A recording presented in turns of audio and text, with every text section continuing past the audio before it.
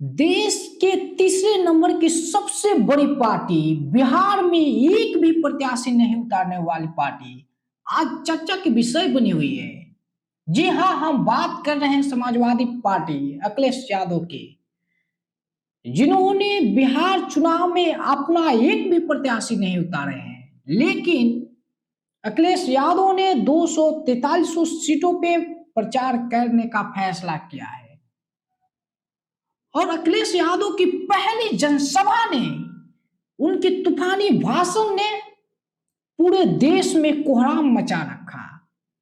अखिलेश यादव ने अपने भाषणों में जो इंडिया गठबंधन के महागठबंधन की वोटें बढ़ती जा रही थी, दूसरे दलों में जो वोटें जाने वाली थी, उन्होंने अपने भाषण में अपने अंदाज में ऐसे भाषण दिया कि उन सबको संदेश पहुंचा दिया।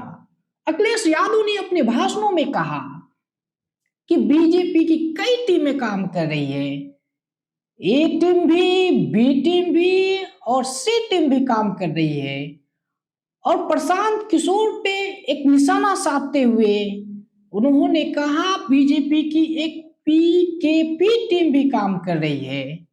प्रशांत किशोर पांडे, उन्होंने इस शब्द बोलकर बिहार की राजनीति में जो महागठबंधन के वोट बढ़ते जा रहे थे, जो प्रशांत किशोर की ओर शिफ्ट होने वाले, कुछ अखिलेश यादव के एक भाषण ने पूरे देश में तूफान मचा दिया।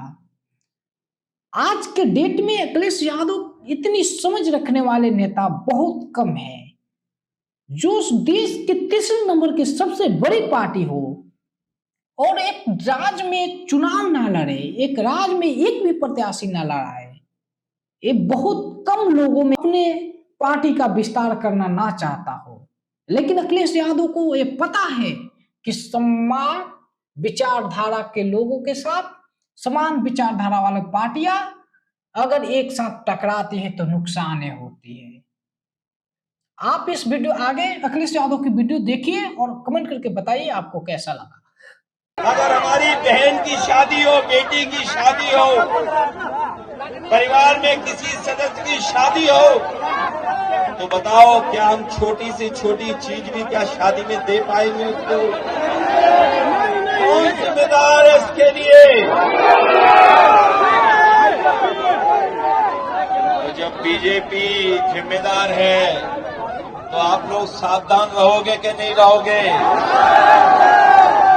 बीजेपी की कई टीमें लड़ रही हैं, कोई ए टीम है, कोई बी टीम है, एक सी टीम भी है। बताओ सावधान रहोगे कि नहीं रहोगे? उनकी बी टीम से, सी टीम से और एक पी टीम भी है। बताओ बीजेपी और पीकेपी को सबक सिखाओगे कि नहीं सिखाओगे? इन लोगों से सावधान हो कि नहीं? आज महंगाई कहाँ है, नौकरी रोजगार कहाँ है? और जब चुनाव आया है तो बीजेपी के लोग कह रहे हैं जब 1 करोड़ नौकरी देंगे। बताओ बीजेपी की दिल्ली में है सरकार, 10 साल की सरकार है, 10 साल की सरकार में कितने नौजवानों को नौकरी रोजगार दिया है? और जो नौजवान हमारा मेहनत करके, परिश्रम करके, भाग दौड़ कर करके फौज की सम्मान की नौकरी पाता था, उस नौकरी को भी छीनने का काम अगर किसी ने किया है तो भारतीय जनता पार्टी के लोगों ने किया है। आज फौज में भी हमारी पक्की नौकरी नहीं है। ये जो अग्निवीर की व्यवस्था है, हम तेजस्वी जी जितने भी लोग हैं कभी ये स्वीकार नहीं कर सकते हैं कि आधी अधूरी फौज की नौकरी हो। हम आपको भरोसा दिलाते हैं, तेजस्वी जी ने जो प्रण लिया है वो हम आपको याद दिलाते हैं। पहले भी उन्होंने नौकरी दी और इस बार उन्होंने तय किया है के हर परिवार के सदस्य को हम लोग नौकरी देने का काम करेंगे, उन्हें नौकरी दिलाने का काम करेंगे। महागठबंधन ने तय किया है कि हमें कहीं से भी संसाधन जुटाने पड़े, हम लोग संसाधन जुटाएंगे और 500 रुपए का सिलेंडर उपलब्ध कराने का काम करेंगे।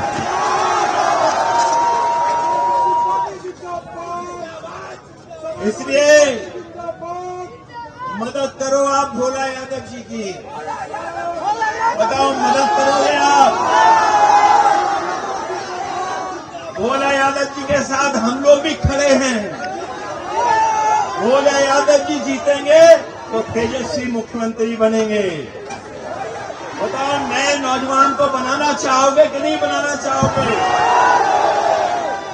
अगर उनके साथ बी टीम है, सी टीम है, तो हमारे साथ जेनजी टीम है। नए नौजवान हमारे साथ हैं, नए नौजवान प्रोग्रेसिव हैं, पॉजिटिव हैं, खुशहाली चाहते हैं नए नौजवान, और नए नौजवान इतने जागरूक हैं कि उनसे कोई झूठ भी नहीं बोल सकता है। अगर कोई कुछ बोलेगा तो मोबाइल निकाल करके वो तुरंत चेक कर लेंगे, बोलो सच बोला कि नहीं बोला। बताओ बीजेपी देश के लिए खतरा है कि नहीं खतरा है? और इसीलिए उनकी जनसभाएं खाली खाली जा रही हैं, खाली खाली जनसभाएं जा रही हैं। घबराए हुए हैं, घबराए हुए हैं, इसलिए हम आपको सावधान करने आए हैं। जो लोग एसआईआर कर करके, हेरा फेरी कर करके चुनाव हराना चाहते थे, हम बधाई देना चाहते हैं गरीबों को, अपने बुजुर्गों को, नौजवानों को, जिन्होंने एसआईआर में भी अपना वोट बनवा करके ये तय करा दिया है कि जब वो वोट डालेंगे तो भारतीय जनता पार्टी का यहां से सफाया होने जा रहा है।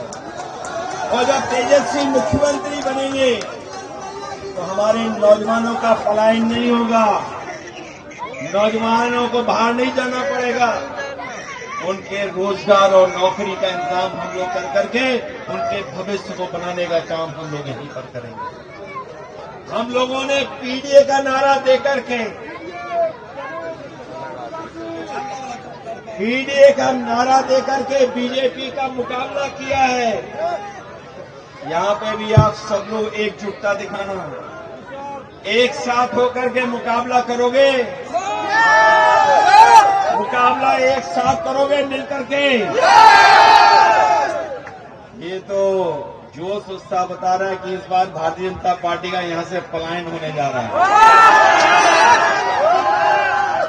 बिहार का भविष्य बनाओगे आप लोग, रोजगार के लिए वोट देंगे, हर घर परिवार की नौकरी के लिए वोट देंगे, और 500 रुपए सिलेंडर कराने के लिए वोट देंगे कि नहीं देंगे? और झूठों को सबक सिखाओगे। ये बात तो जानते ही होंगे कि अब वो मुख्यमंत्री ही बनेंगे जो मुख्यमंत्री हैं। और वो चुनावी दूल्हा है कि नहीं है? और वो चुनावी दूल्हा भी ये जानते हैं कि इस बार उन्हें माला कोई नहीं डालेगा, इसलिए वो माला खुद ही डाल ले दूसरों को। ये बात तो समझ गए। और अगर नहीं समझे हो तो बताओ महाराष्ट्र में क्या हुआ है? बताओ जिसको मुख्यमंत्री के नाम से चुनाव लड़े, लेकिन बीजेपी ने उनको मुख्यमंत्री नहीं बनाया, मध्य प्रदेश में भी नहीं बनाया, बिहार में भी नहीं बनाएंगे। इसलिए महागठबंधन के लोगों, हम आपसे अपील करना चाहते हैं कि इस चुनाव को अपना चुनाव समझना, अपने भविष्य का चुनाव समझना, अपने नौजवानों की तरक्की और खुशहाली का चुनाव समझना, और इस देश को बनाने के लिए चुनाव समझना, क्योंकि बिहार का परिणाम ही दिल्ली की सरकार को हिला देगा, सरकार नहीं चलेगा। बताओ बिहार से हारने के बाद दिल्ली की सरकार कैसे चलेगी? बताओ। इसलिए बिहार के लोग न केवल यूपी का भविष्य बनाएंगे, बिहार का भविष्य बनाएंगे, बल्कि देश का भी भविष्य बनाने का काम करेंगे। बिहार का इसलिए नया अध्याय लिखिए और अपनी सरकार बनवाइए, अपनी सरकार बनाइए। कभी सांप्रदायिकता ने मुकाबला नहीं किया, सांप्रदायिकता ने कभी यहाँ पर जीतने का काम नहीं किया है। हमेशा बिहार ने सांप्रदायिकता को हराया है। और आर्थिक न्याय के अध्याय को लिखिए, सामाजिक न्याय की लड़ाई जो आपने लड़ी है, आपको फिर मौका मिलने जा रहा है कि आप अपने सामाजिक न्याय के राज की स्थापना के लिए यहाँ पर सरकार बनाने का काम करें और जो हमारी संस्कृति और जो हमारे भारत की